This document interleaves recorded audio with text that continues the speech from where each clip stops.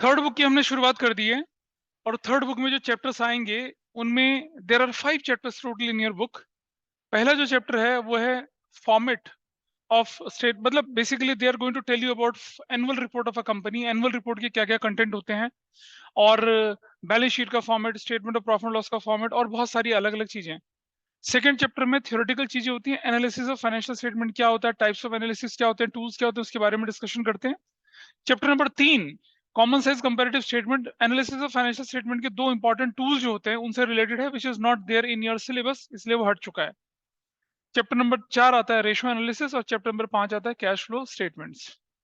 5 चीजें हम लोगों को सिलेबस में, 5 चीजें हमारी थर्ड बुक के अंदर होती है, 5 चैप्टर। एक चैप्टर नहीं है आपके सिलेबस में, 4 चैप्टर आपके पास है। चैप्टर 1 और chapter 2 purely and purely theoretical chapter है। चैप्टर 4 जिसे हम बोलते हैं रेशियो, वो प्रैक्टिकल है, और chapter 5 cash flow, that is also practical. ठीक है जी। कुछ लोगों ने रेशियो पढ़ लिया था, कुछ लोगों ने कैश फ्लो पढ़ लिया था, डजंट मैटर, दोबारा पढ़ेंगे, रिवीजन हो जाएगी। और अब की बार ध्यान रखना, ढंग से पढ़ना है, अच्छे से पढ़ना है, क्योंकि जो हमने चैप्टर पढ़ाना है, ये सेकंड बुक थर्ड बुक जो पढ़ानी है, इसकी रिवीजन नहीं हो पाएगी। इसके खत्म होते तुरंत से मैं पार्टनरशिप की रिवीजन शुरू करूंगा, फिर उसके बाद धीरे धीरे issue of shares, issue of debenture तक की भी रिवीजन हो जाती है।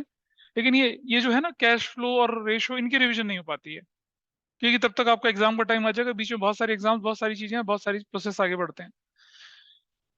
Where is your book, where is your book, कहाँ किताबें कहाँ हैं? क्या ऑनलाइन में सभी के पास बुक है? Are you carrying your book with you? Yes sir. Note करते चलिए, कुछ ठीक से जरूर चें। सेक्शन है 129, companies act 2013। Section 129 companies act 2013 आपसे कहता है कि आपको जो इंफॉर्मेशन देनी है, आपको जो बैलेंस शीट, आपको जो फाइनेंशियल स्टेटमेंट बनाने हैं, वो कहता है कि आपका बैलेंस शीट और आपका statement of profit loss will be in accordance with what, in accordance with balance sheet and statement of profit and loss will be will be in accordance with schedule 3 of the act। ये जो companies act 2013 इसका schedule 3 है, समझिएगा। Schedule 3 का जो part 1 है वो बताता है आपको बैलेंस शीट के बारे में, और शेड्यूल 3 का जो पार्ट 2 है ये आपको बताता है किसके बारे में, statement of profit and loss के बारे में। ये पार्ट 1 और ये है पार्ट 2। आप देखेंगे जब भी आपको कोई एनुअल रिपोर्ट देखने को मिलेगी, पार्टनरशिप में हम क्या करते हैं, पहले बनाते हैं ट्रेडिंग प्रॉफिट एंड लॉस, फिर बनाते हैं बैलेंस शीट। लेकिन कंपनी में जब प्रेजेंटेशन होता है बुक्स ऑफ अकाउंट्स का, पहले बैलेंस शीट प्रेजेंट करी जाती है, फिर statement of profit and loss, उसके बाद नोट्स टू अकाउंट्स। तो अगर मैं बोलूं कि आपके फाइनेंशियल स्टेटमेंट्स जो होते हैं, यहाँ कंपनी, यहाँ फाइनेंशियल स्टेटमेंट्स किसी कंपनी के, वो उसके अंदर क्या क्या इंक्लूड होगा, उसके अंदर इंक्लूड होगा balance sheet, balance sheet include होती है, उसके अंदर इंक्लूड होता है statement of profit and loss, तीसरा होता है आपका नोट्स टू अकाउंट्स, और चौथा होता है आपके पास कैश फ्लो स्टेटमेंट। ये तो मैंडेटरी है, कैश फ्लो स्टेटमेंट, 4 चीजें तो मैंडेटरी होती है, उसके अलावा एक दो चीजें और होती है, उसका डिस्कशन हम बाद में करेंगे। अब ये जो बैलेंस शीट है, इसको पता है क्या बोलते हैं, पोजीशन स्टेटमेंट भी बोलते हैं, पोजीशन स्टेटमेंट। और इसको क्या बोलते हैं, इसको इनकम स्टेटमेंट भी बोलते हैं।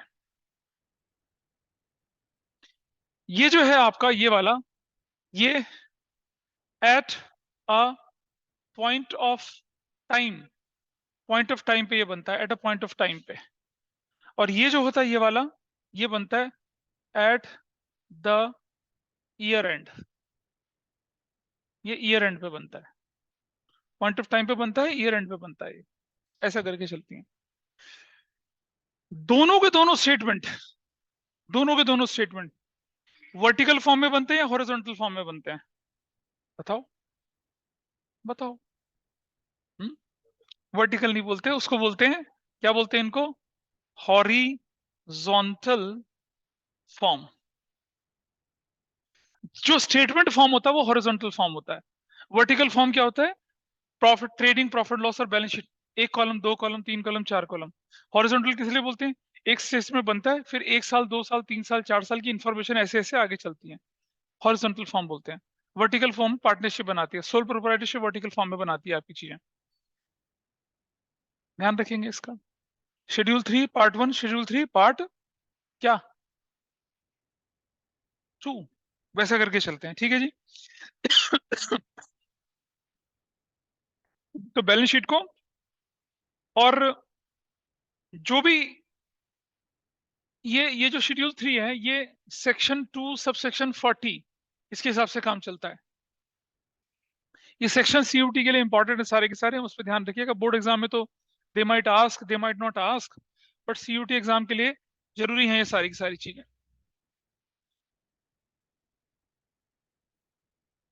ठीक है जी। आगे बढ़ते हैं थोड़ा सा। इसको इनकम स्टेटमेंट, उसको पोजीशन स्टेटमेंट, ये एट पॉइंट ऑफ टाइम बनता है, इसलिए एज एट लिखा जाता है, ये फॉर द ईयर एंड लिखा जाता है। आगे चलते हैं जरा। नोट्स टू अकाउंट्स आपके सामने आ गया, और नोट्स टू अकाउंट्स के बाद यहाँ पर जो है इधर ये अकाउंटिंग स्टैंडर्ड 3 लगता है, cash flow statement. Cash flow statement जो बनता है वो अकाउंटिंग स्टैंडर्ड 3। दो अकाउंटिंग स्टैंडर्ड आपने देखा होगा आपके सिलेबस में है, एक अकाउंटिंग स्टैंडर्ड 26, याद करो, इंटेंजिबल एसेट से रिलेटेड, जिसमें हमने ट्रीटमेंट ऑफ गुडविल लेके चले थे, और एक अकाउंटिंग स्टैंडर्ड 3 आता है। फाइनेंशियल स्टेटमेंट बेसिकली समरी होती है, all the financial information of a company on a particular point of time, including each and everything whatever is relating to that particular year. Financial statement का जो nature है उसकी बात करते हैं अगर हम लोग, वो उसके नेचर के बारे में भी यहाँ पर बताया गया। थ्योरेटिकल चीजें डिस्कस कर रहे हैं, ये रिकॉर्डेड फैक्ट होते हैं सारे के सारे, कोई भी ऐसी इंफॉर्मेशन जो रिकॉर्ड नहीं करी उसे फाइनेंशियल स्टेटमेंट में नहीं दिखा सकते हैं। जैसे याद करो, issue of debenture as a collateral security, अगर विदाउट जर्नल एंट्री था तो क्या लिखा था? उसका तो जिक्र बैलेंस शीट में हुआ ही नहीं था। और जब आपने जर्नल एंट्री करी थी तो क्या करा था? परसेंटेज डिवेंचर और डिवेंचर सब्सटेंस माइनस करके उसको बुक्स ऑफ अकाउंट्स में शो करा था, ठीक है। तो रिकॉर्डेड फैक्ट्स होते हैं। अगर इनके बारे में बोलें क्या होता है ये, अगर हम इनकी इनकी हम इसके बारे में लिखना चाहें यहाँ पर, नेचर के बारे में अगर बोले हम लोग, बोर्ड एग्जाम में तो शायद नहीं है, लेकिन आपके पास एक सीयूटी में multiple choice question, which of the following is not a nature या which is not a characteristics of financial statement analysis, ठीक है।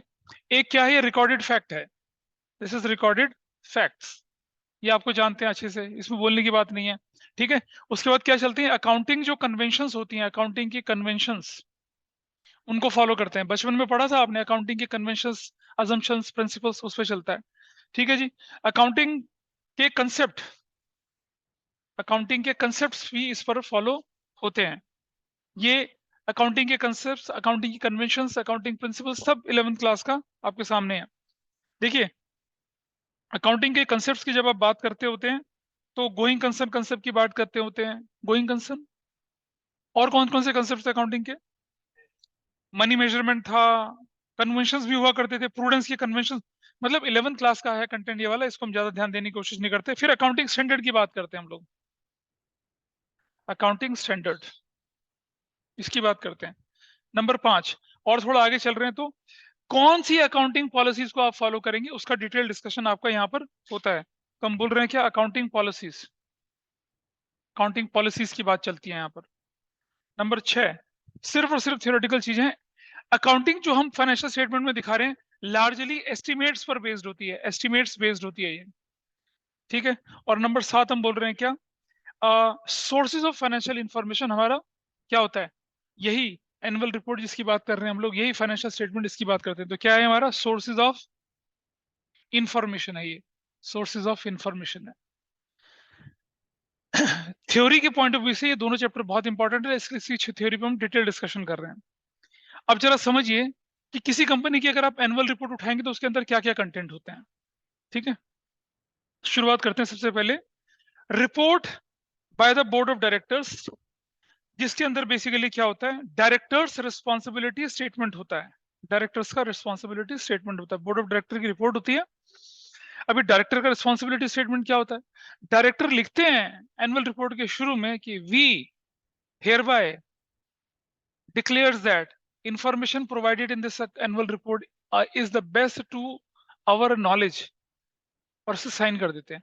इसका मतलब कंपनी के जो डायरेक्टर हैं उन्होंने बताया कि भाई हम जो इन्फॉर्मेशन दे रहे हैं ये हमारी नॉलेज के हिसाब से बेस्ट है।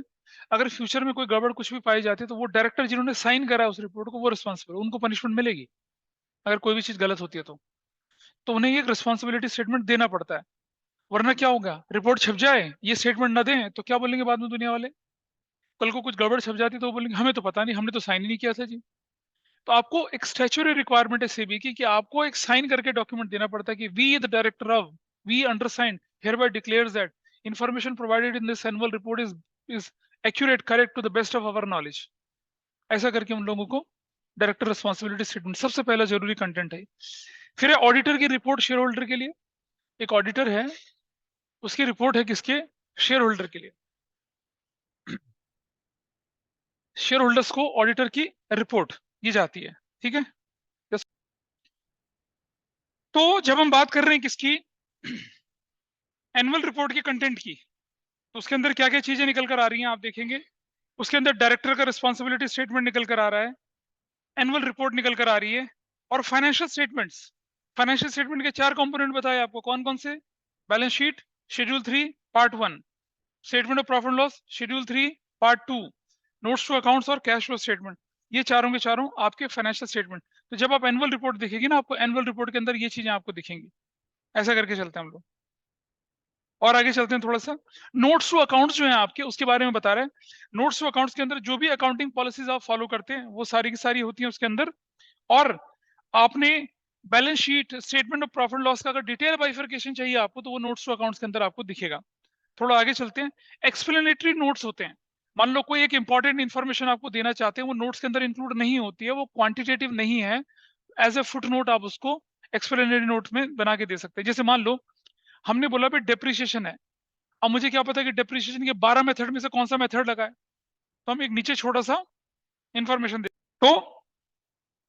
और एडिशनल इंफॉर्मेशन, कोई भी एडिशनल इंफॉर्मेशन जो लगता है कि जरूरी है, जरूरी है किसके हिसाब से, part 3 schedule 3, schedule 3 part 1 balance sheet, schedule 3 part 2 statement of profit and loss, schedule 3 part 3 any essential information which company feels it is necessary, any essential information which SEBI feels it is essential, वो आपको इसके हिसाब से देनी पड़ती है, ये government organisation बोले तो, ठीक है जी।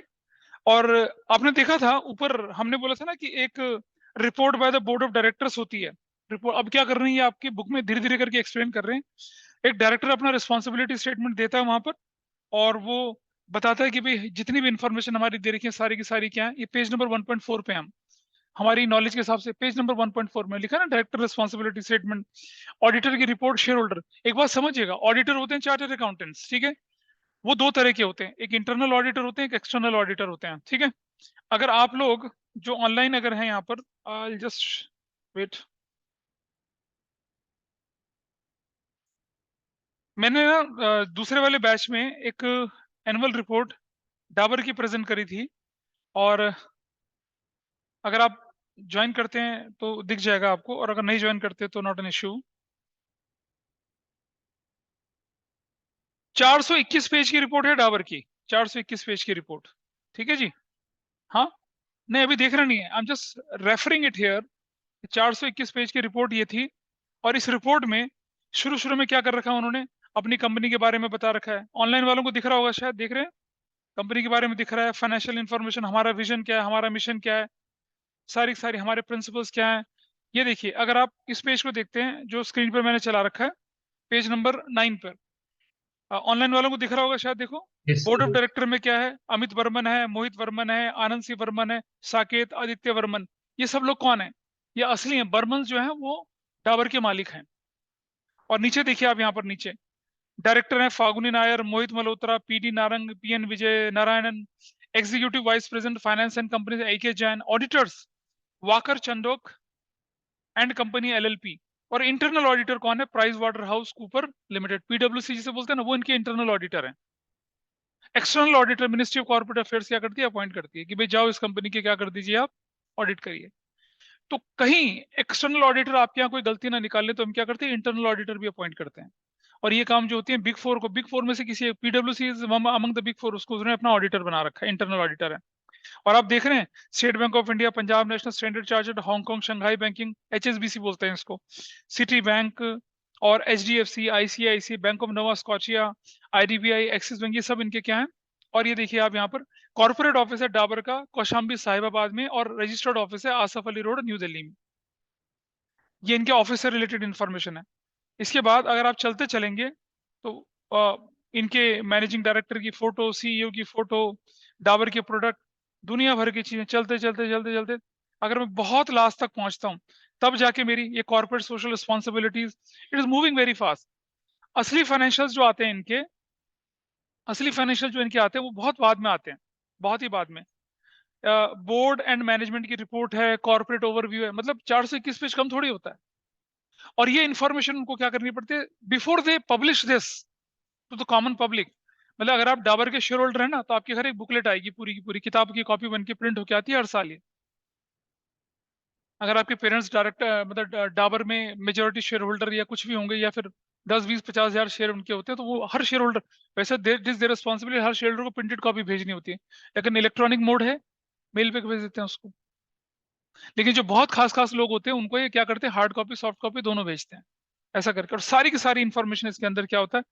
अभी अगर मैं पेज नंबर 168 पे हूँ, तो यहाँ पर नंबर ऑफ शेयर होल्डर 761 लिखा हुआ है, नंबर ऑफ इक्विटी 13,10,048 है, नंबर ऑफ शेयर होल्डर, ये सारी की सारी इंफॉर्मेशन इनकी एनुअल रिपोर्ट जो मैंने अभी ऑनलाइन में शेयर कर रखी है उसके अंदर दिख रहा है।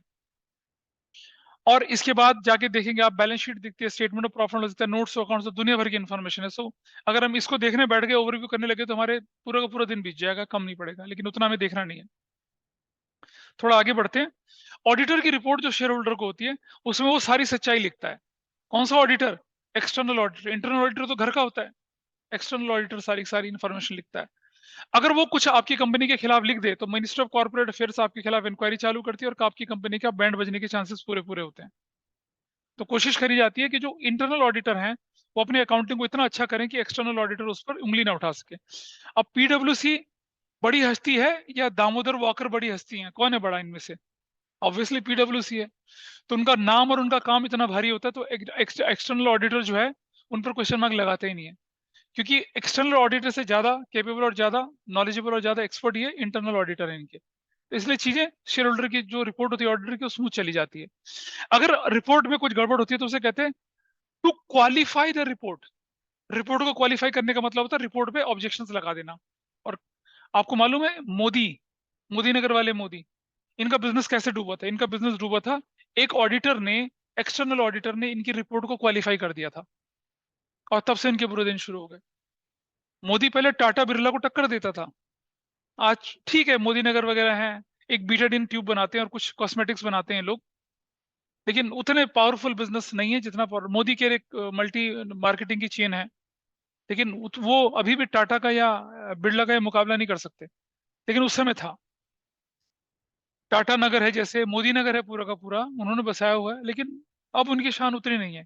Just because of one charter accountant who was an external auditor, he qualified it report, और इनका बैंड बच गया था। और ये हुआ था 50 से मतलब 70, सॉरी 60-70s में करीब हुआ था ये।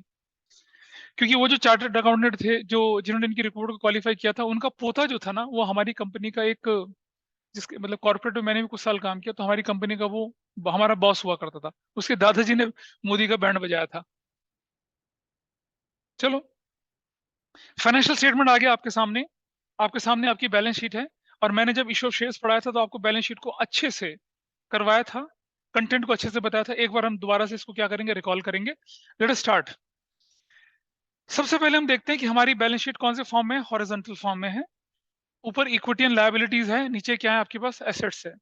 इक्विटी लायबिलिटीज है और क्या है नीचे, एसेट्स निकल कर आ रही है, ठीक है। तो इक्विटी और लायबिलिटीज के अंदर देखेंगे अगर आप, तो क्या क्या, हाँ, वर्टिकल है या हॉरिजॉन्टल है? वर्टिकल कहते हैं इसको या हॉरिजॉन्टल कहते हैं? वर्टिकल कहते हैं, हॉरिजॉन्टल कहते हैं? चेक करो, इसको गूगल पे सर्च करो बेटा तुम जरा ऑनलाइन में। क्या चीज, किसको वर्टिकल कहते हैं? बैलेंस शीट एज पर हाँ। कंपनीज एक्ट, रुक जाओ। Balance sheet as per companies act 2000, हाँ, balance sheet as per companies act 2013 जो है, वो हॉरिजॉन्टल होती है, वर्टिकल होती है? ये देख के बताइए मुझे, देख के हॉरिजॉन्टल। बताइए। सर्च करो बेटा गूगल पे। चेक करता हूँ, पर शायद हॉरिजॉन्टल होती क्लास में होता है।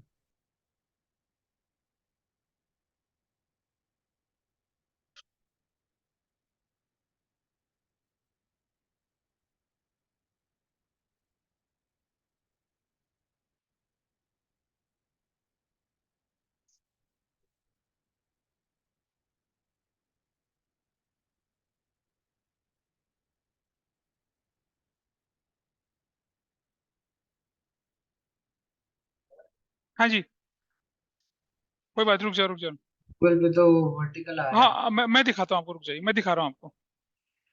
शांति रखो थोड़ा सा।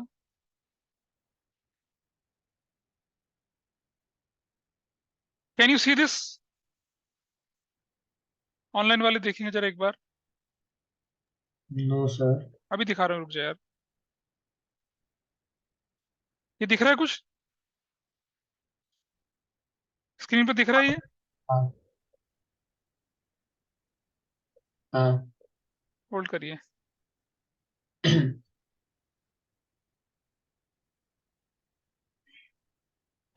यस।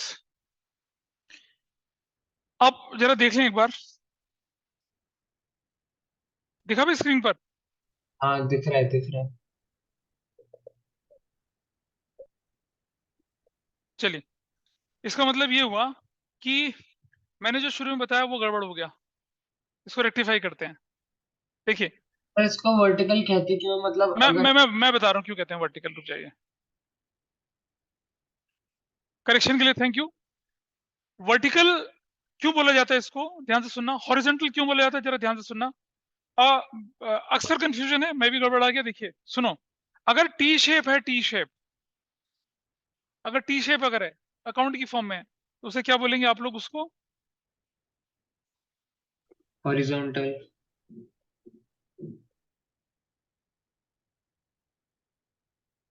टी शेप होगा तो उसको हम हॉरिजॉन्टल बोलेंगे। और वर्टिकल इसको क्यों बोला जाता है मैं बताता हूँ। देखिए यहाँ क्या हो रहा है पता है, इंफॉर्मेशन आपकी कॉलम्स में नहीं जा रही है। कैसे जा रही है? ऊपर से नीचे एक फॉर्मेट में निकल कर जा रही है। तो वर्टिकल मतलब वर्टिकल स्टेप में ऊपर इक्विटी लायबिलिटीज हो गया, फिर नॉन करंट हो गया, फिर करंट हो गया, फिर एसेट्स हो गया, नॉन करंट हो गया, करंट हो गया। That is we are calling it vertical. एक स्टैक में चल रही है इसको। ठीक है। हुआ ये कि मैंने सेकंड चैप्टर को लेके चले थे हम लोग वहां पर, किसके अंदर, जो सेकंड चैप्टर थ्योरी का है, उसमें हॉरिजॉन्टल वर्टिकल का डिफरेंस निकल कर आता है। वहां से मैंने चीजें अभी दिमाग में रह गई थी, इस वजह से गलती हो गई, and really sorry for this. तो वरना एग्जाम में गड़बड़ हो जाती।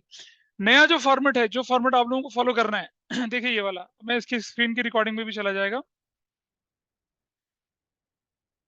ऊपर जो आपको फॉर्मेट दिख रहा है ये वाला, कंपनी का नाम टी शेप जो होता है इसे हॉरिजॉन्टल फॉर्मेट कहते हैं। और जो नीचे दिख रहा है format of balance sheet which is vertical format, जिसमें equity liability shareholder fund money receive against share warranty, ये सारा कौन सा फॉर्मेट कहलाएगा? वर्टिकल कहलाएगा। आपकी पार्टनरशिप और सोल प्रोप्राइटरशिप फर्म कौन से फॉर्मेट में बनाते हैं? हॉरिजॉन्टल में। और आप कौन से में बना रहे हैं इसे? वर्टिकल में बना रहे हैं। ठीक है जी। अच्छा, अब बारी आई हमारे पास क्या, इक्विटी एंड लायबिलिटीज की। इक्विटी एंड लायबिलिटीज के अंदर पहला पोर्शन आपके पास क्या निकल कर आता था? पहला पोर्शन कौन सा निकल कर आता था इक्विटी एंड लायबिलिटीज के अंदर? Share holders fund. Share holder fund के अंदर क्या क्या चीजें निकल कर आती थी? शेयर कैपिटल, जिसमें इक्विटी और प्रेफरेंस शामिल होता था। और उसके अंदर क्या क्या निकल कर आता था? रिजर्व्स एंड सरप्लस निकल कर आता था। अभी क्या करेंगे हम, इक्विटी का क्लासिफिकेशन, रिजर्व सरप्लस का क्लासिफिकेशन, वो सारा का सारा क्लासिफिकेशन हम लोग अलग अलग लेके चलेंगे। ठीक है। अच्छा, रिजर्व्स के अंदर कौन कौन से रिजर्व्स आते हैं इनका डिस्कशन अभी करेंगे। अभी तो हम बहुत जल्दी से रिकैप्चुलेट कर रहे हैं किसका, कंपनी की बैलेंस शीट का। इसके बाद हमने बोला था money received against share warrant. उसके बाद हमने बोला था एप्लीकेशन मनी पेंडिंग अलॉटमेंट। और फिर नॉन करंट और करंट लायबिलिटी का साथ साथ क्लासिफिकेशन लेके चलते हैं। ऊपर क्या था? Long term borrowing. नीचे क्या था? Short term borrowing. ऊपर डेफर टैक्स लायबिलिटी था, नीचे क्या था? Trade payables. ट्रेड पेबल के दो content, creditor and bills payable. ऊपर क्या था? Other long term liability. नीचे क्या था? Other current liability. Long term provision. नीचे क्या था? Short term provision. खत्म। इल्लेपो क्या लायबिलिटी साइड। एसेट्स में पहले होता था नॉन करंट एसेट्स, और उसके अंदर आती थी कंटेंट फिक्स एसेट्स, टेंजिबल और इनटेंजिबल। क्लासिफिकेशन हटा दिया, अमेंडमेंट हुआ, हटा दिया। इन्होंने बोला हम बोलेंगे प्रॉपर्टी, प्लांट और इक्विपमेंट एंड इंटेंजिबल एसेट्स। इसके अंदर सबसे पहले प्रॉपर्टी, प्लांट एंड इक्विपमेंट जो कि टेंजिबल को शो करता है, और उसके नीचे इंटेंजिबल आएगा। और अगर आपकी property plant equipment semi constructed form में है तो उसे बोलेंगे वर्क इन प्रोग्रेस, लेकिन कौन से वाला? कैपिटल वाला। और नीचे वाले को बोलेंगे intangible assets under development, done. नीचे आ जाते हैं नॉन करंट इन्वेस्टमेंट, उसके नीचे आएंगे करंट इन्वेस्टमेंट, नीचे आएगा डेफर्ड टैक्स एसेट्स, उसकी जगह तीन चीजें आती हैं, कौन सी? इन्वेंट्रीज और ट्रेड रिसीवर्स यानी कि डेटर और बीआर, और ऊपर क्या, और नीचे क्या आता है? Cash and cash equivalent. फिर ऊपर आता है क्या? ऊपर क्या आता है? Long term loans and advances, नीचे short term loans and advances, ऊपर अदर नॉन करंट एसेट्स, नीचे अदर करंट एसेट्स, और बैलेंस शीट हो गई खत्म। ठीक है जी। तो अगर बैलेंस शीट का कोई आइटम ध्यान नहीं आता तो आपको इजीली रिकैप्चुलेट हो जाएगा, इसमें कोई रटने वाली बात नहीं है। Let's move further. सबसे पहले चलते हैं इक्विटी एंड लायबिलिटीज की तरफ। Share holder fund, share holder fund के अंदर सबसे पहले आया शेयर कैपिटल। और शेयर कैपिटल आपके बिजनेस में कौन कौन सी वाली शेयर कैपिटल आप यहां लेके चलते हैं, ये पेज नंबर 1.6 में गिवन है। Shares issued against amount to promoter as a subscriber to memorandum of association. Company के फॉर्मेशन के स्टेप्स आपने पढ़े थे 11th क्लास में बिजनेस स्टडीज में। प्रमोशन स्टेज था, इनकॉर्पोरेशन था, सब्सक्रिप्शन था। सब्सक्रिप्शन में क्या होता था? Capital clause. सब्सक्रिप्शन, अगर हम मेमोरेंडम एसोसिएशन लेके चलेंगे ना तो name clause, object clause, subscription clause. Subscription clause में मतलब आपकी कंपनी कितने शेयर से ऑथराइज है, वो इन्फॉर्मेशन आपको वहां पर मेंशन होती है। तो मेमोरेंडम ऑफ एसोसिएशन में देयर आर सर्टेन सिग्नेचरीज। वो सिग्नेचरीज जनरली कौन होते हैं? डायरेक्टर्स होते हैं। उन्हें क्या खरीदने पड़ते हैं? क्वालिफिकेशन शेयर्स खरीदने पड़ते हैं। ये कहाँ लिखा था? 11th class, NCERT business studies. Sir 11th तो हमने पढ़ी नहीं, we are from corona batch, so kindly excuse us. Excused. लेकिन अगर आ गया तो आपको जानकारी होनी जरूरी है, इसलिए ऑन द रिकॉर्ड हम लेके चलें। क्या बोल रहे हैं बर्थडे बॉय, क्या बोल रहे हैं?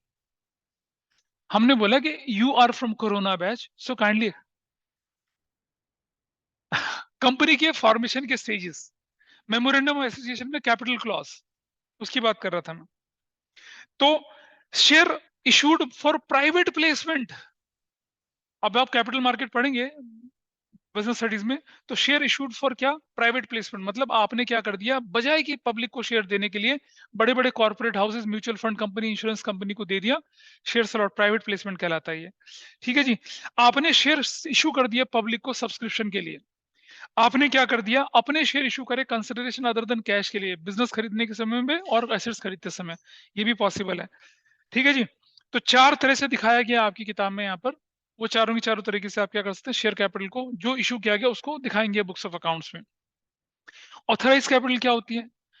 The capital with which your company is registered, ठीक है, with the registrar of firms, with amount. कुछ है बाहर के?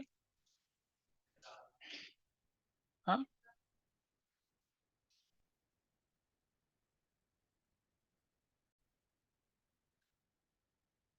ऑथराइज शेयर कैपिटल जो होती है उसको अलग अलग नामों से, उसको बोला जाता है नॉमिनल कैपिटल भी, उसको बोला जाता है रजिस्टर्ड कैपिटल भी। ध्यान रखेंगे, ऑथराइज को रजिस्टर्ड भी बोला जाता है, नॉमिनल कैपिटल भी बोला जाता है। Companies having a nominal capital, authorise capital, registered capital. याद करा होता था ना ऑथराइज शेयर कैपिटल। ऑथराइज के बाद क्या निकल कर आता था? Issued capital. इशूड के बाद क्या आता था? Subscribed and fully paid up. और सुनो, सब्सक्राइब्ड के बाद ना एक कैटेगरी और होती है, subscribed and called up and subscribed and not called up. तो अभी मैं क्या कर रहा हूँ, आपके सामने एक फॉर्मेट बना के दिखा रहा हूँ जिसमें आपको कुछ चीजें क्लैरिटी के साथ आएंगी। जब हमने इशू ऑफ शेयर किया था ना, तो शायद इस फॉर्मेट को बनाना स्किप किया था। अभी देखिए आप, और एक बड़ा इंपॉर्टेंट कंसेप्ट भी आपके सामने निकल कर यहाँ पर आएगा। तो देखिए, एक फॉर्मेट है, उसको आप बना के अपने पास रख लेंगे, it will help you when you are going to revise this chapter. मैं इस चैप्टर में और इससे अगले चैप्टर में ज्यादा जोर इसलिए लगाऊंगा क्योंकि ये चैप्टर और इससे अगला चैप्टर जो है आपका रेशियो एनालिसिस और कैश फ्लो का बेस बनता है। आप बोलेंगे हमें तो पता ही नहीं था। बहुत लोगों को पता नहीं था, और बहुत सारे टीचर्स ये फर्स्ट दो चैप्टर को बोलते हैं बेटा पढ़ लेना, ये हल्का फुल्का पढ़ा है, और आगे बढ़ जाते हैं। रेशियो एनालिसिस के बहुत सारे कंसेप्ट यहाँ छुपे हुए हैं, कैश फ्लो के बहुत सारे कंसेप्ट यहाँ छुपे हुए हैं। जब मैं रेशियो एनालिसिस और कैश फ्लो कराऊंगा तब बताऊंगा, देखो उस चैप्टर में हमने ये चीज पढ़ी थी।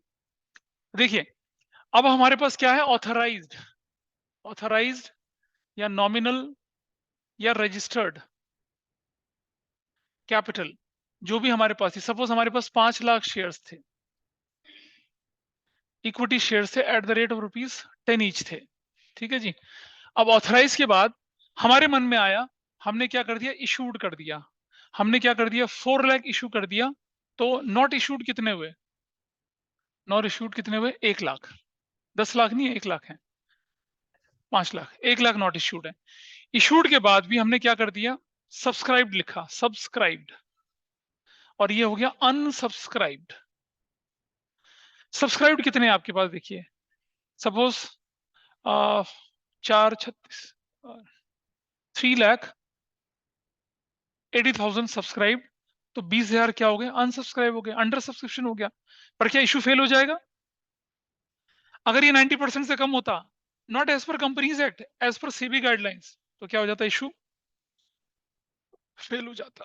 अच्छा, सब्सक्राइब में भी कॉल्ड अप, मान लो आपने 3,50,000 शेयर्स पर तो पैसा मंगा लिया, अनकॉल्ड, अनकॉल्ड कितना है? 30,000 है। गॉट इट जी? कॉल्ड अप में भी 3 लाख ने क्या कर दिया? पेड अप है, फुली पेड अप भी हो सकता है, पार्टली भी, और ये है अनपेड। कितना? 30,000। अभी जो 30,000 अनपेड है, इसे बोलते हैं हम लोग क्या? Calls in arrear. याद है किसी को? Calls in arrear. जिन शेयर्स पर हमें पैसा नहीं मिलता, उन्हीं तो कहते हैं हम कॉल्स इन अरियर। ये क्या है आपके? कॉल्स इन अरियर वाला पार्ट बन गया। ये क्या कहलाया? आपका पेड अप कैपिटल कहलाया। तो आपकी कैटेगरी में नहीं, इशूड में सब्सक्राइब, सब्सक्राइब में कॉल्ड अप, कॉल्ड अप में पेड अप। पेड अप भी फुली पेड अप और पार्टली पेड अप भी हो सकते हैं, पर मैं फुली पेड अप भी लेके चल रहा हूँ, आगे नहीं बढ़ा रहा इसको। और ये जो कॉल्स इन अरियर है, इन्हीं को अगर बाद में पैसा नहीं देते तो आप क्या करते हैं? फोरफिट कर देते हैं। फोरफीचर हो जाता है यहाँ पर। ठीक, फोरफीचर के बाद री इशू होता है। फुली पेड अप हो गया तो फिर वो इस कैटेगरी में चला जाएगा, नहीं तो फिर एक कैटेगरी अलग बन जाएगी। ठीक है, पेड अप में ये भी फुली पेड अप या पार्टली पेड अप, इस तरह से काम चलता है। अब ये अनकॉल्ड आ गया। अनकॉल्ड को दो हिस्सों में बांटते हैं, एक को बोलते हैं हम लोग क्या? रिजर्व कैपिटल, और एक को बोलते हैं क्या? Unreserve, unreserve capital. मतलब आपने क्या कर दिया? 20,000 शेयर होल्डर को और 10,000 शेयर होल्डर की कैटेगरी में डाल दिया।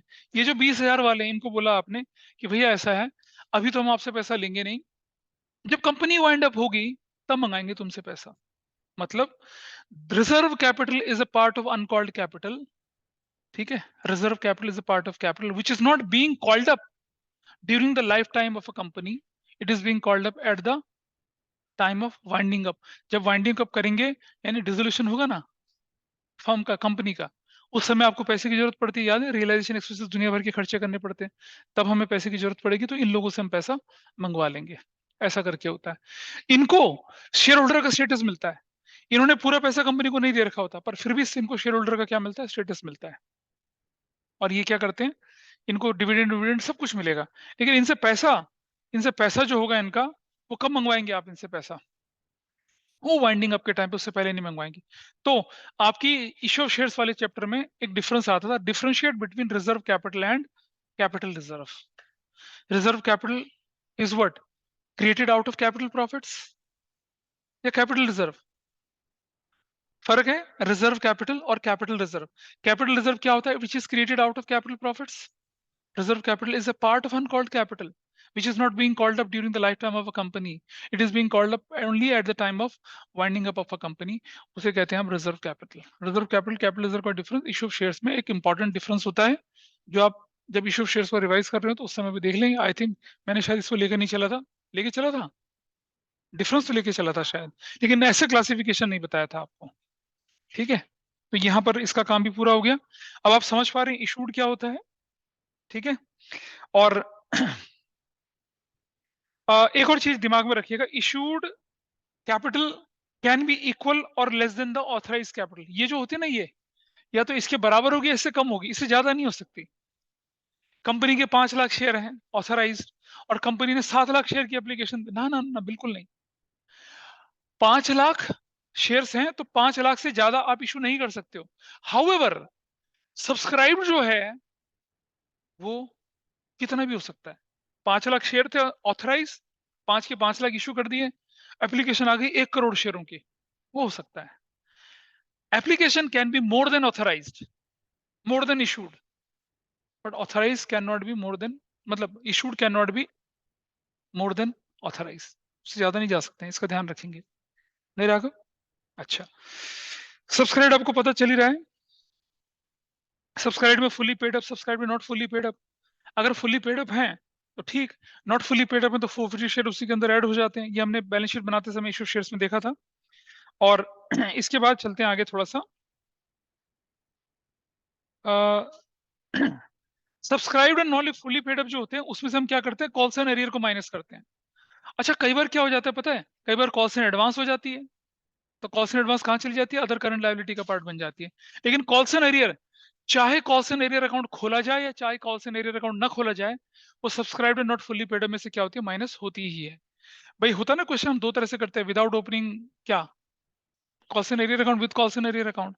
चाहे आपने कॉल्स एंड एरियर अकाउंट खोला, चाहे आपने कॉल्स एंड एरियर अकाउंट नहीं खोला, calls and arrear account balance sheet में दिखता है, इतना ध्यान रखेंगे, ठीक है। और अब आपके पास एग्जांपल्स हैं, इनको आप देख सकते हैं, मैं इस पे ज्यादा देर नहीं करके चल रहा। Paid up capital, paid up share capital, share capital paid up एक ही नाम से पुकारा जा रहा है। कॉल्ड अप भी आपको पता चल गया क्या हो गया है। और नोट्स टू अकाउंट्स के अंदर आपको इंफॉर्मेशन जो होती है वो लेके चलनी होती है, that is one page number 1.11। तो I am not talking about much for on this. अच्छा, एक और चीज समझ लेना, ये जो रिजर्व कैपिटल है ना, इसे आप बैलेंस शीट में कहीं नहीं दिखाते हैं। रिजर्व कैपिटल को बैलेंस शीट के अंदर, ठीक है, कहीं नहीं दिखता है। कैपिटल रिजर्व देखो नीचे सबसे पढ़ना जरा यहाँ पर, अगर शेयर फॉरफिटेड अमाउंट में कोई गेन हो गया तो उसे आप कैपिटल रिजर्व के अंदर शो करते हैं, ठीक है, रिजर्व सरप्लस के अंदर। लेकिन रिजर्व कैपिटल आपकी बैलेंस शीट में कहीं पर भी नहीं शो होगा, ठीक है जी।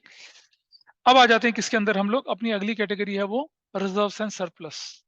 रिजर्व, रिजर्व्स एंड सरप्लस की कैटेगरी के अंदर चलते हैं। रिजर्व सरप्लस के अंदर चलते हैं। रिजर्व्स के अंदर there are variety of reserves, जिनकी आपको, जिनका आपको मतलब समझना है।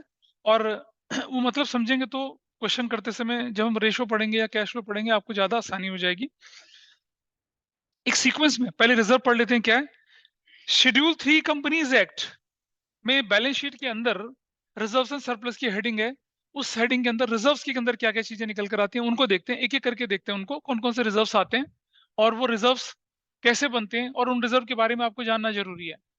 क्योंकि कभी एक एमसीक्यू क्वेश्चन सीयूटी में बन गया कि कैपिटल रिजर्व्स मींस ABCD। अब आपको पता ही नहीं कैपिटल रिजर्व क्या चीज है, तो और capital reserve is created out of ABCD ऐसा करके, तो दिक्कत हो जाएगी। देखिए कैसे करते हैं। सबसे पहले आपके पास निकल कर आ रहा है कौन सा वाला, कैपिटल रिजर्व। और आपको मालूम है कि कैपिटल रिजर्व कैसे बनता है। कैपिटल रिजर्व इज क्रिएटेड, आपके पास पॉसिबिलिटीज दे रखी हैं। पॉसिबिलिटी नंबर 1, मतलब इनमें से बहुत सारी पॉसिबिलिटी तो क्या है आप लोग जानते हैं पहचानते हैं। पॉसिबिलिटी नंबर 1 है कि प्रॉफिट या gain on sale of fix assets, plant machinery और इक्विपमेंट। आपने प्लांट 10 लाख का खरीदा था, 15 में बेच दिया। आपने लैंड 10 लाख का खरीदा, 20 लाख में बेच दिया। तो ये जो प्रॉफिट हुआ आपका, क्या ये आपका रूटीन प्रॉफिट है, इज इट ऑपरेटिंग प्रॉफिट, नहीं, अब नॉर्मल है, अदर इनकम है ये कहला, ये कैपिटल प्रॉफिट हुआ। और इससे अगर हम कोई रिजर्व क्रिएट करते हैं तो क्या कहलाएगा, वो कैपिटल रिजर्व कहलाएगा। दूसरी चीज, profit on sale of investment. Investment को बेच रहे हैं आप, उसको बेचने से आपको जो प्रॉफिट निकल रहा है, इन्वेस्टमेंट क्या आपकी कोर बिजनेस एक्टिविटी है। अगर आप बैंक है तो शायद हम मान सकते हैं, अदरवाइज नहीं। तो ये भी क्या कहलाएगा, कैपिटल प्रॉफिट कहलाएगा, इससे भी कैपिटल रिजर्व बन सकता है। जब आप शेयर को फोरफिट करते हैं और उनको री इशू करते हैं, री इशू करने के बाद शेयर फोरफिचर अकाउंट में कुछ पैसा बच जाता है, तो कहाँ भेजते हैं उसको आप, कैपिटल रिजर्व में भेजते हैं, ठीक है। और जब कंसिडरेशन अदर देन कैश आप बिजनेस खरीद रहे होते हैं और आप शेयर या डिवेंचर इशू कर रहे होते हैं, अगर नेट एसेट्स आपकी ज्यादा हो जाएं परचेज कंसिडरेशन से, तो आपको फायदा होता है या नुकसान होता है। नेट एसेट्स 20 लाख की, परचेज कंसिडरेशन 10 लाख का, फायदा हुआ या नुकसान हुआ, नुकसान कैसे हुआ भाई, 20 लाख की एसेट्स 10 लाख में खरीद रहा है, फायदा हुआ या नुकसान हुआ, फायदा हुआ। क्या बोलते हैं उसको, कैपिटल रिजर्व। और जब आपकी नेट एसेट्स कम हो और आपकी परचेज कंसिडरेशन ज्यादा हो तो गुडविल बोलते हैं उसको, ठीक है। अच्छा जी, तो gain, profit on purchase of existing business, इन सब कैपिटल प्रॉफिट से क्या बनता है आपका, कैपिटल रिजर्व बनता है। This is fine with you. अब बारी आई कैपिटल रिडम्पशन रिजर्व की, ध्यान से समझिएगा। एक है section 69(1), section 69(1) of the companies act. ये है पता किससे रिलेटेड, ये है related buy back of share से रिलेटेड। मतलब आप अपनी कंपनी के शेयर ही मार्केट से खरीद लें। इसका मतलब क्या हुआ कि आपने अपनी जो ओनरशिप डाइल्यूट कर रखी थी उसको आप कंसोलिडेट कर रहे हैं। भाई जितने ज्यादा शेयर होल्डर उतने ज्यादा आपका फ्रेगमेंटेड क्या हो जाएगा, ओनरशिप हो जाएगी। भाई मान लो किसी कंपनी के 10 करोड़ शेयर हैं और वो 10 करोड़ लोगों में बटे हुए हैं, तो 10 करोड़ ओनर हो गए ना वो। कितना, कितनी खतरनाक सिचुएशन है। तो आप क्या करते हैं, धीरे धीरे अपने शेयर को कंसोलिडेट करते हैं। यूएस में पता है क्या रूल है, अगर आप किसी कंपनी के 51% से ज्यादा के शेयर होल्डर हैं तो गवर्नमेंट आपको फोर्स करती है कि आप मार्केट में से 70%, 80%, 90% तक शेयर होल्डिंग कर लें आप अपनी। इंडिया में ऐसा नहीं है। वहां का रूल क्या है, वहां क्यों करते हैं ऐसा, उनका मानना ये होता है कि अगर आपने क्या कर दिया, किसी कंपनी के आपके 51% शेयर हैं तो आपकी ओनरशिप वही, आप ही मालिक हुए ना असली। तो ज्यादा अच्छा क्यों नहीं कि आप 70%, 80% शेयर होल्डर जाके ज्यादा रिस्पॉन्सिबल बने। हमारे देश में ऐसा कुछ नहीं, 51% से ज्यादा शेयर हो गया आप कंपनी के मालिक बन जाएंगे। उसके ज्यादा गवर्नमेंट आपको फोर्स नहीं करती है, क्योंकि गवर्नमेंट के पास बहुत सारे काम होते हैं। यूएस में स्ट्रक्चर्ड है, बहुत पुराना, 200 साल पुरानी डेमोक्रेसी, हमारी तो 70 साल पुरानी डेमोक्रेसी है। वहाँ चीजें ज्यादा स्टेबलाइज हैं, यूके में ज्यादा स्टेबलाइज है। हाँ, जर्मन थोड़ा नया देश है लेकिन वहां पर। और सबसे बड़ी बात है ना, क्या कह रहे हो फिर भी, किसकी। अबे ठीक है, ठीक है, ठीक है, अभी चार्ल्स जब जाएगा तब इकोनॉमी थोड़ा सा रंग लाएगी, अभी नहीं। रानी के मरने का शोक मना रहे हैं सब लोग और जो हमारे देश में हुआ करता था ना पहले, प्राइम मिनिस्टर बदल रहे हैं, घटल रहे हैं, गदल रहे हैं, वहां हो रहा है, ट्रस्ट जारी है, सुनक आ रहे हैं। अब पता नहीं सुनक भी चलते नहीं चलते हैं, कह नहीं सकते कुछ। नहीं वे, पिछले पेज देखा ना, बिखरों बालों वाला जो भालू टाइप का बंदा होता था, क्या था, बोरिस जॉनसन। हाँ वो, कभी बाल, उसकी बीवी उसके बाल ही नहीं बना के भेजती, उसकी मम्मी ने सिखाया उसे बाल बनाना उसका स्टाइल था, बिखरे बालों वाला। ओ सॉरी, कैपिटल रिडम्पशन रिजर्व की जब हम बात कर रहे हैं, कैपिटल रिडम्पशन रिजर्व में यहां पर कैपिटल, अब हम बात कर रहे हैं किसकी, यहाँ कैपिटल रिडम्पशन रिजर्व। हमने अपनी कंपनी के शेयर बायबैक कर लिए। तो जब हम अपनी कंपनी के शेयर बायबैक करते हैं तो एज पर कंपनीज एक्ट हमें क्या करना पड़ता है, जितने शेयर बायबैक करें उनकी face value, not market value, face value के बराबर आपको क्या क्रिएट करना पड़ेगा, कैपिटल रिडम्पशन रिजर्व क्रिएट करना पड़ेगा। सेक्शन कौन सा है ये, 69(1). ऐसे ही सेक्शन 55, ये ये किससे रिलेटेड है, रिडम्पशन ऑफ प्रेफरेंस शेयर्स। अगर आप अपनी कंपनी के प्रेफरेंस शेयर्स को रिडीम करते हैं, रिपेमेंट करते हैं, तो जितने प्रेफरेंस शेयर्स रिडीम करेंगे उनकी फेस वैल्यू के बराबर आपको क्या बनाना पड़ेगा, कैपिटल रिडम्पशन रिजर्व बनाना पड़ेगा। कानून कहता है तो बनाना पड़ेगा, ठीक है। इसका लॉजिक भी है लेकिन हमारे पास समय नहीं है, इसका लॉजिक है वो भी, लेकिन अभी नहीं डिस्कस कर सकता मैं। जब हम कभी सीयूटी की पढ़ाई करेंगे उस समय मैं लॉजिक भी बताऊंगा आपको, बिकॉज सीबीसी में इट इज नॉट रिक्वायर्ड। आगे चलते हैं। तो कैपिटल रिडम्पशन रिजर्व हो गया, कैपिटल रिजर्व हो गया, आगे बारी आई आपके पास सिक्योरिटीज प्रीमियम। इस पर कौन सा सेक्शन लगता है आपका, सिक्योरिटीज प्रीमियम पे कौन सा सेक्शन लगता है, सेक्शन 52 सब सेक्शन 2। किससे रिलेटेड है, सिक्योरिटीज, और नाम दिया प्रीमियम, और क्या बोला, रिजर्व। जब हम बैलेंस शीट में शो कर रहे हैं तो सिक्योरिटीज प्रीमियम रिजर्व के नाम पे शो कर रहे हैं, अदरवाइज जर्नल एंट्री में सिक्योरिटीज प्रीमियम लिख रहे हैं। दोनों लिख सकते हैं, कोई इशू नहीं है। इसका रीजन थोड़ा सा समझिए। बैलेंस शीट में जाने का मतलब है साल का अंत आ गया, और वो रिजर्व क्या, अनयूज्ड रिजर्व है। मतलब वो सिक्योरिटीज प्रीमियम क्या अनयूज्ड है, तो ऑब्वियसली रिजर्व बन गया। क्योंकि उससे पहले उसमें से statement of profit and loss, loss on issue of discount, discount on issue of debenture, loss on issue of debentures, ये सब आपके क्या होते हैं, राइट ऑफ हो जाते हैं। प्रिलिमिनरी एक्सपेंसेस होते हैं, या फिर अंडरराइटिंग कमीशन, इनकॉर्पोरेशन कॉस्ट, ये सब आपके राइट ऑफ हो जाते हैं उससे।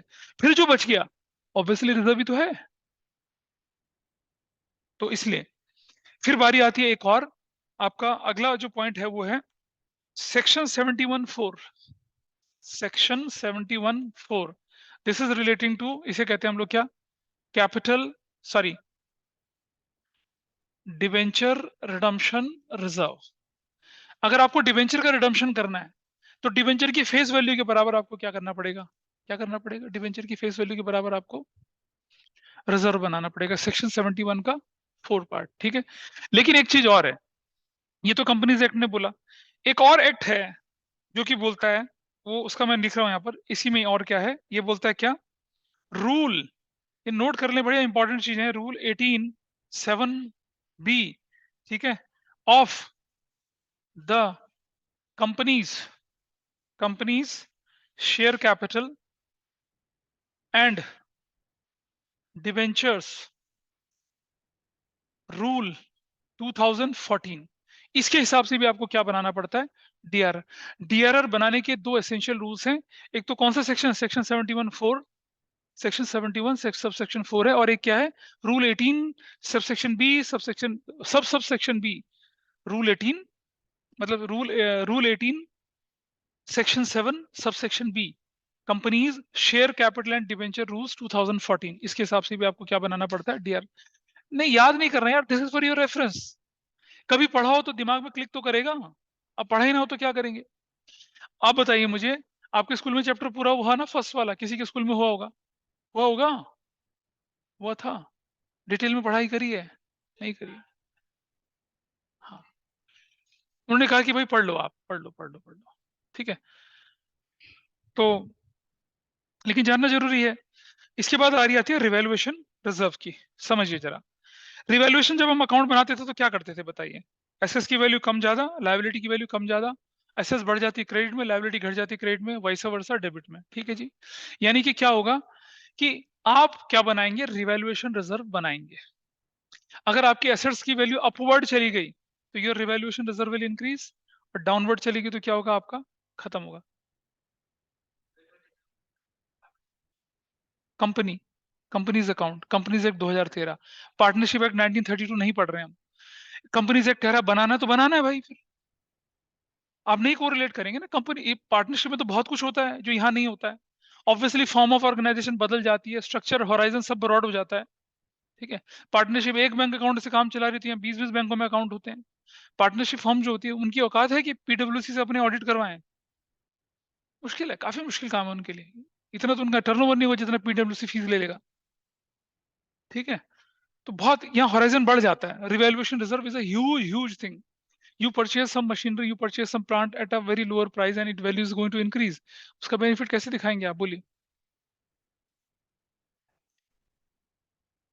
हाँ तो फिर बेटा वो रिवैल्यूएशन रिजर्व नहीं कहलाएगा, वो रीअसेसमेंट कहलाता है, याद करो, उसको तो रिवैल्यूएशन की कैटेगरी में डालते ही नहीं है। हमने बोला रिवैल्यूएशन रिजर्व, ये अपवर्ड डाउनवर्ड ऑफ एसेट्स की बात कर रहा है, टेंजिबल इंटेंजिबल की बात कर रहा है। लायबिलिटी के लिए तो हम शब्द रीअसेसमेंट बोलते हैं ना, तो रीअसेसमेंट शब्द थोड़ी आया इसके अंदर। जब हमने पार्टनरशिप पढ़ी थी तो आपको क्या बताया था, revaluation of assets and reassessment of liabilities, ऐसा बोला था ना। हाउएवर रिवैल्यूएशन अकाउंट के अंदर ये लायबिलिटी का घटना बढ़ना भी दिखा देते थे आप। ये जो है रिजर्व, ये ओनली एंड ओनली क्रिएट कब होगा, जब आपकी एसेट्स क्या हो जाती हैं, अपवर्ड होती हैं, और उसका एडजस्टमेंट कैसे होगा, जब वो डाउनवर्ड चली जाती हैं, but it is not including liabilities, ठीक है। Revaluation reserve, revaluation of assets and revaluation of assets upward downward लिखा हुआ है। Revaluation reserve is a reserve which is credited by upward revision in book value of an assets and debited क्या, when downward हो जाए या discard हो जाए assets, तब है ये रिवैल्यूएशन रिजर्व बनता है, ठीक है जी। अब इस पर मोस्ट इंपॉर्टेंट लगाना, रिवैल्यूएशन रिजर्व हो चुका है, इसको हमने पढ़ लिया, रिवैल्यूएशन रिजर्व। अब बारी आती है, ध्यान से सुनना, share option outstanding account, share option outstanding account, ये जाने जरा क्या होता है। आपकी कंपनी, मैं एग्जांपल लेके चल रहा हूं, जैसे इंडियन ऑयल का, इंडियन ऑयल का सबसे अच्छा एग्जांपल होता है। इंडियन ऑयल में अगर आप काम करते हैं, अगर आपने 5 साल पूरे कर लिए या 10 साल पूरे कर लिए, तो जो लॉयल्टी बोनस मिलता है आपको, हालांकि इंडियन ऑयल को कोई छोड़ के नहीं जाता, कुछ लोग होते हैं जिनका सिविल सर्विसेज में सिलेक्शन हो जाता है, वो इंडियन ऑयल छोड़ देते हैं। There are many officers of Indian oil who prepares for civil services, once they got selected they left the company. लेकिन पब्लिक सेक्टर है इंडियन ऑयल, और नवरत्न कंपनी है, बड़ा अच्छा कर रही है, तो अगर आपने उसमें नौकरी पा ली और 5 साल आपने पूरे कर लिए, तो मैनेजमेंट आपको ऑफर करता है अपनी कंपनी के शेयर, सपोज 1000 शेयर कर लिए, सपोज 5 साल में 5000 शेयर, हाइपोथेटिकली बोल रहा हूँ, ज्यादा कम भी हो सकता है। अब इंडियन ऑयल का एक शेयर कितने का चल रहा है मार्केट में, बताइए जरा मुझे, कोई मुझे बताएगा इंडियन ऑयल के शेयर की वैल्यू जल्दी से, ऑनलाइन वाले मुझे बताएंगे क्योंकि इनके फोन तो मैंने ले लिए हैं, दे आर हैंडीकैप, कोई बताए मुझे ऑनलाइन में जल्दी से, इंडियन ऑयल की मार्केट वैल्यू बताइए शेयर्स की, जल्दी से क्या चल रही है अभी, इक्षिता। 69.8 कितना, rupees. कितना 50, 69.8. अच्छा जी, 69.8 रुपए का चल रहा है, और इसकी फेस वैल्यू जो होती थी वो कितनी, 10 रुपए की होती है, इधर इधर इधर सिटी, 10 रुपए की फेस वैल्यू है इनकी, ठीक है जी। और 10 रुपए का शेयर मार्केट में चल रहा है 69 का। अब आपने बोला अपने एम्प्लॉय कि भाई हम आपको ये शेयर कितने का देंगे, 30 रुपए का देंगे, खरीद लो, 30 रुपए का देंगे उसको। अब एम्प्लॉय के ऊपर चॉइस है, this is an option given to employ, इसे कहते हैं एम्प्लॉय स्टॉक ऑप्शन प्लान। क्या बोलते हैं इसको? ईसॉप बोलते हैं, ESOP, employees stock option plan. अब अगर हम 10 रुपए का शेयर 30 पे दे रहे हैं, तो भी तो हम क्या कर रहे हैं, प्रीमियम पे दे रहे हैं ना। लेकिन कंपनी कहती है नहीं नहीं नहीं, 10 रुपए का शेयर जो मार्केट में 70 का चल रहा है, सपोज 70 रुपीज का बिक रहा है, उसको हम तुम्हें कितने में, 40 रुपए के डिस्काउंट पे दे रहे हैं। तो कंपनी कहती है हमारा तो लॉस हो गया ना, मार्केट में बेचते तो हमें तो फायदा होता। इस लॉस के बराबर वो एक रिजर्व क्रिएट करते हैं, जिसे नाम देते हैं share option outstanding account. Share option outstanding account is a reserve. जितना डिफरेंस मार्केट वैल्यू और ऑफर वैल्यू जो है उसका होगा, उसके बराबर आपको क्या बनाना पड़ता है, रिजर्व बनाना। तो देखिए क्या लिखा है, share option outstanding account is a reserve which is the difference between the market value and issue price of shares issued to employees. और ये वेस्टिंग पीरियड होता है, कुछ टाइम पीरियड होता है, उसके अंदर अंदर आपको क्या करना पड़ता है। जैसे मान लो आपने आपने एम्प्लॉय को बोला आज तेरी नौकरी लगी है, 5 साल बाद हम तुझे क्या देंगे, अपने शेयर ऑफर करेंगे प्री डिटरमाइंड प्राइस पे। पहले ही बोल देते हैं मार्केट में वैल्यू जो भी रहेगी हम तुझे 20 रुपए का एक शेयर देंगे, 30 रुपए का एक शेयर देंगे। तो हर साल आपका डिफरेंस बढ़ता जाएगा ना। भाई मान लो पहले साल में शेयर 70 का था, अगले साल 72 का हो गया, फिर 75 का, 78 का। तो कंपनी क्या करती है, पहले से इसका प्रोविजन करके चलती है, एक रिजर्व बना के क्रिएट कर लेती है, ताकि फ्यूचर में जब हम उनको शेयर दें तो कंपनी को ज्यादा लॉस ना हो। शेयर ऑप्शन आउटस्टैंडिंग अकाउंट कौन से कंसेप्ट के अंदर आता है, एम्प्लॉय स्टॉक ऑप्शन प्लान के अंदर। वेस्टिंग पीरियड क्या होता है, वो टाइम पीरियड जिसने आपने कंपनी ज्वाइन करी थी और जब हम उसको ऑफर करने वाले हैं। और एक लॉक इन पीरियड भी होता है, शेयर मिल गया आपको, उसके बाद आप उसे बेच नहीं सकते हैं, क्योंकि क्या हुआ, आज ही बेच दिया, नौकरी छोड़ के चला गया, क्या फायदा फिर, 2 साल 3 साल तक आप उसे बेच नहीं सकते हैं। ठीक है, अगर आपकी कंपनी आपको किसी फॉरेन ट्रिप पे भेजती है, हिंदुस्तान में ये प्रचलन है, ये प्रैक्टिस है, तो आपसे बॉन्ड भरवा लेते हैं कि आप आने वाले 3 साल तक या 5 साल तक आप हमारी फर्म को छोड़ के नहीं जाएंगे। मेरी मेरी ऑर्गेनाइजेशन ने मुझे 2016 में, 2017 में, 2018, 2019 में 4 बार यूएस गया मैं बच्चों को लेके। और 2016 में जो बॉन्ड भरा वो 2019 में खत्म हुआ, 17 का बॉन्ड 20 में खत्म हुआ, 18 का बॉन्ड 21 में खत्म हुआ, 19 का बॉन्ड अब जाके 22 में मई में खत्म होगा। इससे पहले अगर मैं नौकरी छोड़ता हूँ तो they will recover the amount of money from them. ऐसा होता है क्या कह रहे हो, क्या बोल रही हैं? अगर है, अब अरे यार, how can I tell this in the recording. थोड़ा आगे चलते हैं। तो आपने देखा कि रिजर्व की कैटेगरी में क्या क्या चीजें आई आपके पास, capital reserve, capital redemption reserve आया, और क्या आया बताइए आपका, डिबेंचर रिडम्पशन रिजर्व, और क्या आया आपके पास, रिवैल्यूएशन रिजर्व आया, और क्या आया, शेयर ऑप्शन आउटस्टैंडिंग अकाउंट आया। करेक्ट। अच्छा जी, अब बारी आती है क्या, सरप्लस की, प्रॉफिट की। देखिए उससे पहले एक छोटी सी चीज समझते हैं, in case of partnership appropriation क्या होता है, interest on capital, partner salary, partner commission, और अरे वो चार्ज होता है भाई, interest on capital, partner salary, partner commission and transfer to reserve. 4 होते थे क्या, एप्रोप्रिएशन। कंपनी के केस में कोई इंटरेस्ट ऑन कैपिटल नहीं, कोई पार्टनर सैलरी नहीं, कोई कमीशन नहीं, इसकी जगह आ जाता है डिविडेंड। क्या डिविडेंड, डिविडेंड दो तरह का, प्रपोज और इंटरिम। ठीक है, प्रपोज्ड डिविडेंड, प्रपोज किया किसी को, उसके आगे ईडी लगा दे, प्रपोज्ड डिविडेंड। ठीक है, ऐसा करके। प्रपोज डिविडेंड के साथ एक कंडीशन होती है, अगर डिविडेंड प्रपोज हुआ इस साल, और इस साल अगर उसको एनुअल जनरल मीटिंग जो साल में एक बार होती है उसमें पास हो गया, तब जाके वो पेबल होता है, अदरवाइज वो कंटीजेंट लायबिलिटी बनकर कहां पड़ा रहेगा, बैलेंस शीट के नीचे फुटनोट के नीचे पड़ा रहेगा। तो इसीलिए कैश फ्लो स्टेटमेंट में जब आपके पास प्रपोज डिविडेंड प्रीवियस ईयर का और करंट ईयर का दिखता है, तो करंट ईयर को क्या बोलते हैं, आप कंसिडर ही नहीं करते हैं, क्योंकि तो लायबिलिटी है ही नहीं। प्रीवियस ईयर को बोलते हैं आप डिविडेंड, और उसको लेके चलते हैं। फिर एक होता है इंटरिम डिविडेंड। इंटरिम डिविडेंड, जैसे मनसिमर ने बीकॉम ऑनर्स किया एसआरसीसी से, आईआईएम अहमदाबाद से इसने क्या किया, एमबीए पूरा करा, और एमआईटी से इसने एमफिल और पीएचडी कर दी मैनेजमेंट में, वर्ल्ड बैंक में एडवाइजर लग गए। ठीक है जी, इनकी मम्मी ने कनाडा की एक सुंदरी से इसकी मुलाकात कराई, और चट मंगनी और पट ब्याह हो गया। ठीक है, चट मंगनी और पट ब्याह हो गया। ठीक है, यही होता है इंटरिम डिविडेंड। इंटरिम डिविडेंड ये मत लिख देना एग्जाम में, इंटरिम डिविडेंड चट मंगनी पट गया मन सिमर का, ऐसा नहीं लिखना। इंटरिम डिविडेंड का मतलब हुआ dividend declared in a year and paid in the same year.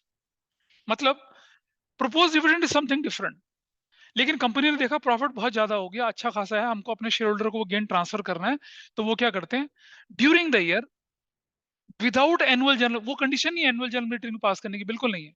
उन्होंने एक ऑर्डिनरी मीटिंग बुलाई, शेयर होल्डर से पूछा भैया डिविडेंड चाहिए, किस किस को चाहिए, लोग दो हाथ खड़े करते हमको चाहिए, and they declared it, they paid it. Ordinary meeting में, एनुअल जनरल मीटिंग नहीं बोल रहे हम, लेकिन प्रपोज के साथ तो वो होता है। तो दो तरह के अप्रोप्रिएशन बनेंगे, एक प्रपोज बनेगा, एक इंटरिम। याद रहेगा इंटरिम क्या है?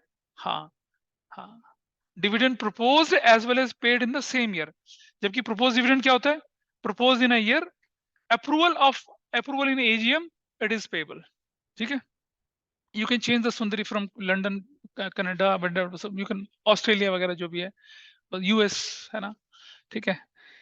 अच्छा, एक कनाडा में साउथ हॉल है, साउथ हॉल है वो, और डेस्टिनेशन है वहां तो बड़े वाला। थोड़ा आगे बढ़ते हैं। कनिष्क, उसका है यार, तुझे क्या फर्क पड़ रहा है? तो टीका टिप्पणी मत करा करना, भाई की जिंदगी बसने दे थोड़ी सी। ठीक है, चलो अगली बार तुम्हारा एग्जांपल ले लूंगा, so that you will not feel alienated. Let's come to the point. ठीक है, इसके अलावा भी सुनो, वर्कमैन कंपनसेशन रिजर्व बनते हैं क्या? एम्प्लॉय का हाथ कटा, पैर कटा, मुंडी कटी, कंपनसेशन देना पड़ेगा, वर्कमैन कंपनसेशन। इन्वेस्टमेंट फ्लक्चुएशन बनते हैं, देखे थे ना आप लोगों ने, पढ़े थे वो। डिविडेंड इक्वलाइजेशन रिजर्व, बहुत सारे के रिजर्व बनते हैं। तो जितने भी रिजर्व क्रिएट होते हैं वो क्या कहलाती है? हमारी एप्रोप्रिएशन। डिविडेंड प्रपोज डिविडेंड क्या कहलाता है? एप्रोप्रिएशन, और खत्म। एप्रोप्रिएशन यही होता है। अब बताइए मुझे, आपने इंटरेस्ट चार्जेस वगैरह पे कर दिया, चार्जेस पे कर दिए, फिर आपने propose dividend, interim dividend, transfer to reserve वो भी कर दिया, एप्रोप्रिएशन भी हो गया, फिर बच गया ना पैसा आपके पास, उसे बोलते हैं रिटेन अर्निंग, और वही कहलाता है क्या? सरप्लस। सरप्लस क्या है?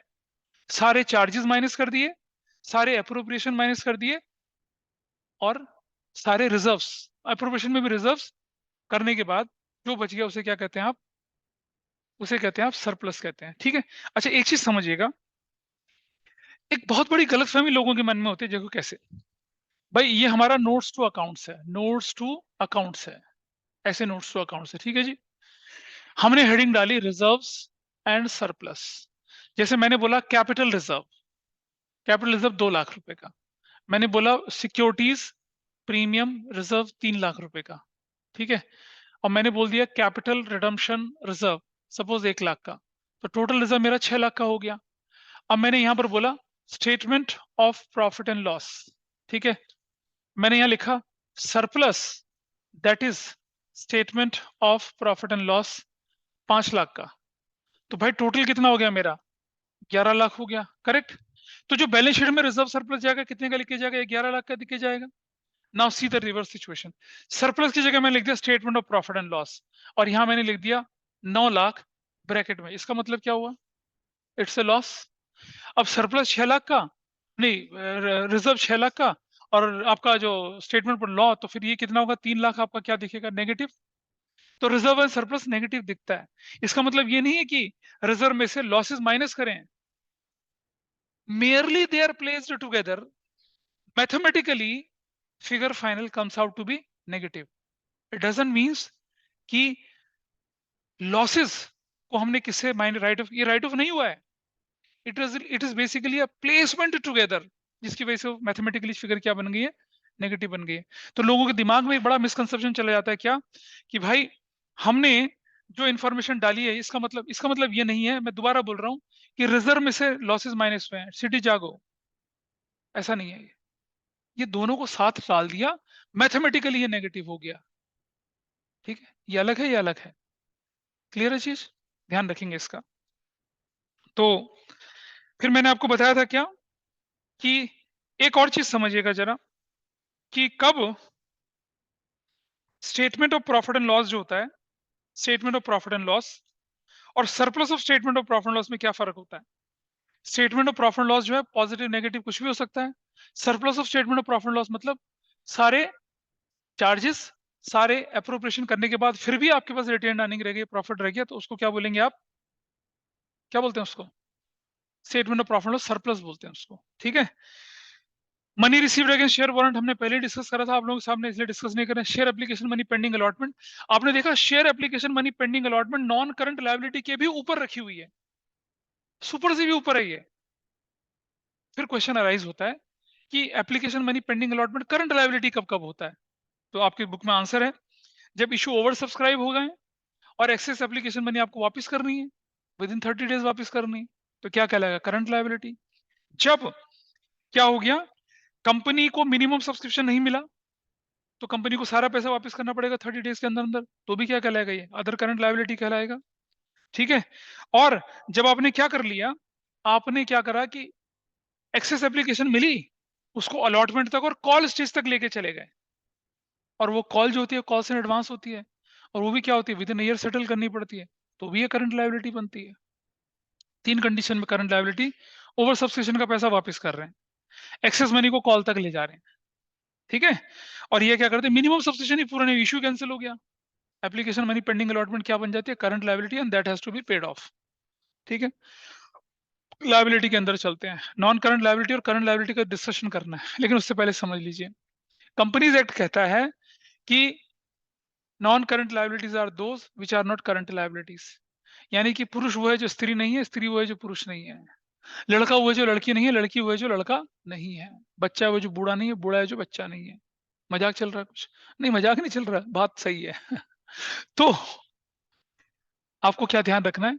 एक टर्म ध्यान रखनी है, ऑपरेटिंग साइकिल, उस पर डिस्कशन करते हैं। क्या होता है ऑपरेटिंग साइकिल, कोई मुझे बताए? जैसे operating metro, operating airlines, operating बस।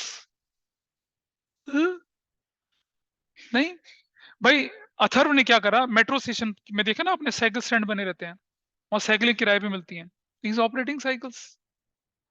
Delhi metro rail corporation operating metro, operating airlines, और मतलब कनिष्क जो है वो मतलब वो तांगा ऑपरेट करता है, तो तांगा ऑपरेटर, ऑपरेटिंग तांगा, ऐसी ऑपरेटिंग साइकिल, साइकिल। क्या होगा फिर बताइए, बोलिए कुनवानी। ऑर्डर लेके उसके बाद क्या करते हैं? ऑर्डर लिया, पैसा लिया और भाग गए, नहीं। हाँ, क्या क्या किसको कहते हैं बताओ, किसको कहते हैं? हाँ, क्या करने को कहते हैं? अच्छा अच्छा, हाँ हाँ सही, कुछ हद तक। देखो भाई समझना, प्रोक्योरमेंट ऑफ रॉ मटेरियल, ये टेक्स्ट बुक में लिखा, मैं सिर्फ ऐसी प्रोक्योरमेंट नकली नकली गोले बना रहा हूँ। प्रोक्योरमेंट ऑफ रॉ मटेरियल पहली stage, converting them into finish product दूसरी stage, selling out it into the market तीसरी stage, and recovering money that is the fourth stage. So from acquisition of raw material, converting them into finished goods, selling it out into the market and realizing cash, that time period is known as operating cycle किसी का। अच्छा, कुछ product का operating cycle क्या होता है? बहुत छोटा होता है, हुँ? और कुछ का क्या होता है? काफी बड़ा होता है। छोटे का ऑपरेटिंग साइकिल बताइए क्या बना? पिज्जा बनाने वाली कंपनी ने पिज्जा बनाया, इंग्रेडिएंट डाला, कितना होगा? 6 महीने तक पिज्जा संभाल के रखोगे? सूंघ-सूंघ के खाओगे उससे? नहीं करोगे ना। स्टील मैन्युफैक्चरिंग, आयरन ओर आएगा, कोयला आएगा, बनेगा, बनने के बाद फिर वो डिस्ट्रीब्यूट होगा, फिर झारखंड से यहाँ पहुंचेगा, फिर किसको तो खरीदने की जरूरत है, काफी लंबा ऑपरेटिंग साइकिल होता है। बनने के बाद बिकने का टाइम पीरियड काफी लंबा चौड़ा होता है। वुलन गारमेंट होते हैं, जुलाई में बनते हैं, जनवरी तक खत्म हो जाते हैं, तो इनकी ऑपरेटिंग साइकिल 6 महीना, 8 महीना, 12 महीना, 24 महीना चलता है। भारत हैवी इलेक्ट्रिकल्स लिमिटेड ने मलेशिया से ऑर्डर लिया, मान लो 220 केवी के जनरेटर सेट का, जिसे बनाने बनाने में 6 महीने लग जाते हैं। फिर वो बन के पता नहीं कैसे शिप होगा, शिप से जब वापस जाएगा, जाएगा फिर वहां जाके इंस्टॉल होगा, फिर वो चालू होगा, लग गए 2 साल 3 साल। तो ऑपरेटिंग साइकिल तो बहुत बड़ा हो गया ना ऑब्वियसली। तो जरा समझते हैं, हम पता लगाते हैं कि कोई नॉन करंट या करंट कैसे होती है। ये हमने बोला ऑपरेटिंग साइकिल, यहां मैं लिख रहा हूं, यहां है पेमेंट पीरियड, पेमेंट पीरियड, और यहां मैं लिख रहा हूं 12 मंथ्स। देखिए, किसी का प्रोडक्ट का ऑपरेटिंग साइकिल 6 महीने का, उसकी पेमेंट जो जनरली होती है, कोई भी लायबिलिटी की पेमेंट 5 महीने में करनी है, तो बताइए मुझे करंट लायबिलिटी हो गया नॉन करंट लायबिलिटी? अगर आप पेमेंट ऑपरेटिंग साइकिल से पहले पहले कर देते हो तो वो करंट लायबिलिटी कहलाती है, ठीक है। अच्छा, दूसरा एग्जांपल, ऑपरेटिंग साइकिल 8 महीने का, पेमेंट पीरियड 7 महीने का, तो बताइए क्या है ये? Current liability. ऑपरेटिंग साइकिल 8 महीने का और एवरेज पेमेंट पीरियड 10 महीने का, अब क्या है ये? बिल्कुल गलत। अब हम क्या करेंगे? अब हम यहाँ 12 मंथ से कंपेयर करेंगे। अगर ये पेमेंट पीरियड इससे ज्यादा और इससे भी ज्यादा हो तब नॉन करंट है, अदरवाइज ये क्या है? Current liability. ऑपरेटिंग साइकिल 10 महीने का, पेमेंट पीरियड 12 महीने का, अब बताइए इससे ज्यादा है लेकिन 12 के बराबर है ना, इसलिए करंट लायबिलिटी। ऑपरेटिंग साइकिल 11 महीने का, ठीक है जी, समझना, पेमेंट पीरियड 13 महीने का, अब बताइए, अब ये इससे भी ज्यादा है ना, तो क्या कहलाएगा? Non current liability. Operating cycle 24 महीने का, पेमेंट पीरियड 20 महीने का, अब बताइए करंट, क्योंकि इससे छोटा है, तब हम ये नहीं देखेंगे। लेकिन अगर ये 24 है और ये 26 है, तब हम देखेंगे कि ये 12 से ज्यादा है, हाँ ज्यादा है। नॉन करंट होने के लिए 2 कंडीशन फुलफिल करनी जरूरी है, एक ऑपरेटिंग साइकिल से ज्यादा और दूसरा 12 महीने से भी ज्यादा। तो ये क्या कहलाएगा आपका? नॉन करंट लायबिलिटी और एक करंट लायबिलिटी कहलाएगा। तो अब आप पहचान पाएंगे करंट लायबिलिटी क्या है। तो जो करंट लायबिलिटी नहीं वो क्या हो जाएगी फिर? नॉन करंट लायबिलिटी हो जाएगी। So see your notebook, it says current liability which is settled in a normative operating cycle which is to be settled within 12 months from the date of the balance sheet, ठीक है, held primarily for the being purpose being traded, purpose being trade, मतलब आप वो liability जो आपने trading के process से लिया है, ऐसा नहीं है कि आपने किसी से एडवांस ले लिया और उसको आप प्लांट बिल्डिंग बिल्डिंग मशीनरी उसको क्या करने वाले हैं, उसे कैपिटल एडवांस बोलते हैं फिर, समझ रहे हो? कोई बात नहीं। अच्छा, there is no unconditional right to deferred settlement for at least 12 month, मतलब ऐसा नहीं है कि कोई लीगल कॉम्प्लिकेशन आ जाए, जैसे मान लो क्या हुआ कि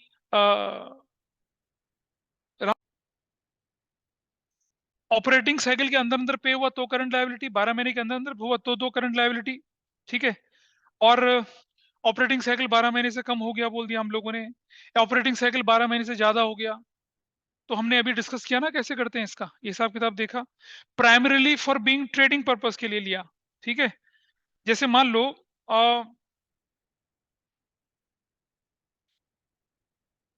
जैसे मान लिया कंपनी ने क्या कर दिया कि कोई सामान उधार खरीद लिया, तो एक लायबिलिटी क्रिएट हो गई ना उसकी, उस वाली लायबिलिटी की जब हम बात कर रहे होते हैं तो वो करंट लायबिलिटी की कैटेगरी में चली जाती है।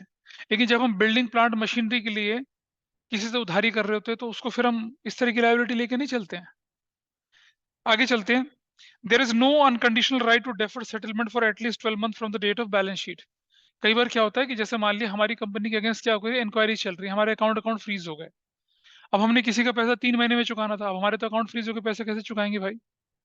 अब वो थोड़ी करंट लायबिलिटी रही, अनकंडीशनल होनी चाहिए। ऐसा नहीं हो कि भाई देखिए, जब किसी के अकाउंट फ्रीज होते हैं तो पैसा आने और जाने दोनों में रोक लग जाती है, वैसा नहीं। और इलस्ट्रेशन 1 देखेंगे आपकी बुक में, वैसे ही दे रखा है और समझाने की कोशिश करी कि क्या होता है क्या नहीं होता है, ठीक है। चलिए, आपको बहुत दर्द और तकलीफें हो रही हैं, so I will wind up the class here. ये देखो, I will wind up the class here. अगली क्लास में प्रोबेबली ये चैप्टर जो होगा ये वाला और दूसरा वाला चैप्टर भी वाइंड अप हो जाएगा, फिर हम रेशो की शुरुआत कर सकते हैं। And when is your exam? तब तक तो हमारा कैश फ्लो भी खत्म हो जाएगा। अरे यार, उससे पहले खत्म कर लोगे, बुरा है कुछ क्या? So that's all for today. Dhruv छावड़ा, गुनीत, इक्षिता एंड शानक, मेरी बात ध्यान से सुनना सब लोग। जब तक हम इस क्लास को वाइंड